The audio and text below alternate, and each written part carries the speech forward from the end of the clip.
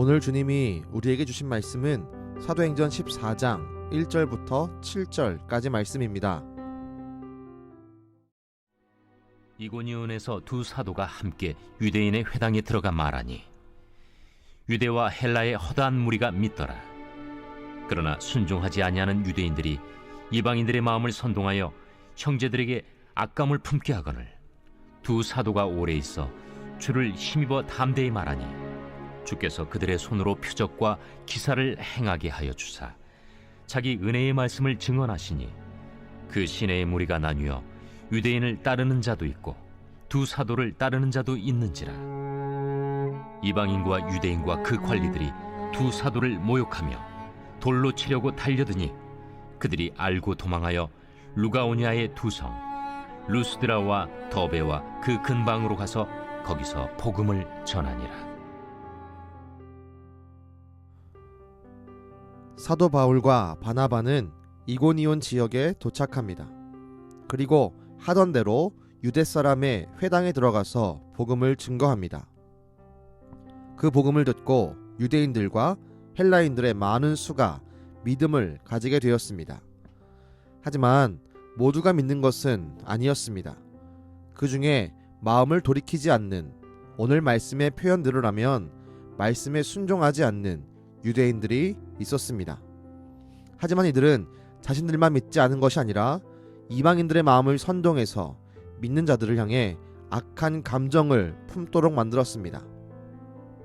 하지만 그런 방해가 사도 바울과 바나바의 사역을 막을 수는 없었습니다.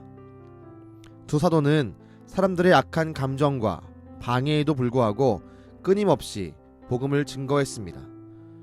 그 담대한 복음 증거 속에서 하나님은 위대한 표적과 기사를 보이셨고 이들이 증거하는 복음이 진실임을 확인해 주셨습니다. 그 결과 이방인과 유대인들이 관리들과 합세해서 바울과 바나바를 모욕하고 돌로 쳐 죽이려고 했습니다. 하지만 하나님의 도우심으로 사도 바울과 바나바는 피신을 했습니다. 그리고 다시 복음을 증거합니다. 우린 이 모습에서 두 가지의 중요한 영적 교훈을 얻을 수 있습니다. 첫 번째, 복음을 듣고 믿지 않는 사람들에게 나타나는 것은 악한 감정과 폭력입니다. 이 사실을 기억하면 우린 스스로를 이렇게 적용할 수 있습니다. 내가 복음을 들을 때 악한 감정과 폭력적인 마음이 생긴다면 아직 우리 마음엔 복음의 능력이 부족한 것입니다. 그러나 우리가 복음을 들을 때, 하나님의 말씀을 들을 때 악한 감정이 아니라 탄성과 감사 그리고 회개가 터져 나온다면 구원받은 백성임을 확신할 수 있습니다. 두 번째, 복음을 증거함에 있어서 항상 장애물이 있지만 우린 그 일을 포기할 수 없습니다. 사도 바울과 바나바는 복음을 증거하며 많은 어려움을 당합니다. 그러나 이들은 포기하지 않고 어디를 가든 동일하게 복음을 증거합니다. 우린 이처럼 영혼을 구원하는 거룩한 기쁨을 알아야 합니다. 듣든지 듣지 않든지 순종하든지 악한 감정을 뿜어내든지 우리는 복음을 증거해야 합니다. 그것이 주님이 우리를 먼저 부르신 주님의 이유입니다. 그리고 그 일을 통해 하나님의 나라에 거룩하고 아름다운 상급을 쌓을 기회를 주십니다. 주님의 놀라운 일, 영혼 구원의 역사에 우리가 동참하고 하늘의 상급을 쌓는 은강의 가족이 되시기를 주님의 이름으로 축원합니다. 기도하겠습니다.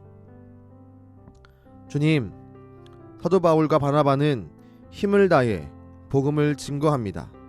때로는 방해도 있고 때로는 어려움도 있고 심지어 폭력도 있었지만 이들은 포기하지 않고 복음을 증거하며 영혼을 얻는 거룩한 기쁨을 누렸습니다.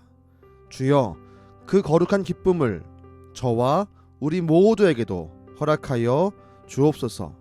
우리를 먼저 부르신 그 이유를 기억할 수 있게 하시고 복음을 증거함으로 하늘의 상급을 쌓아내고 복음을 증거함으로 하나님의 놀라운 영혼 구원의 기쁨에 참여하도록 우리 마음속에 믿음의 결심과 믿음의 용기를 더하여 주옵소서. 오늘도 우리에게 말씀을 들려주시고 말씀을 통해 기쁨을 얻게 하시는 살아계신 예수님의 이름으로 기도드렸습니다. 아멘.